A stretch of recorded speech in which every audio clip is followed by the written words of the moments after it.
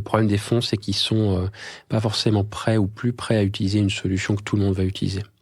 À la fois, il y a un effet moutonnier où dès lors qu'il y a un nouvel outil, Je l'ai vu pour Affinity, moi, quand c'est sorti. Ouais. Non, mais c'est... Tout le monde te parlait de ça, au Superhuman. T'en as plein, Attio, Affinity, t'as l'impression que dès qu'il y en a un peu connu qui utilise cet outil, il faut que tout le monde l'utilise. Ouais. Mais quand même, à la fin de la journée, ce qu'on voit, c'est que les fonds aiment bien garder un peu leur secret sauce. C'est sûr que quand tu te connectes à son environnement, notamment pour reprendre le cas des LPs, tu vas récupérer potentiellement des années de track record sur des LPs, ça c'est leur goldmine. Enfin, ils veulent pas que tu mettes ça dans une base unique et qu'ensuite tu le réutilises. T'imagines, ça serait catastrophique. Donc on a quand même cette capacité, donc on parle, c'est un peu technique, mais de pipeline. Donc en gros, ce qu'on aime bien dire, c'est qu'en input, on va se connecter à chaque fois un environnement un peu spécifique, même s'ils utilisent des outils parfois similaires. On va l'enrichir avec de la donnée externe.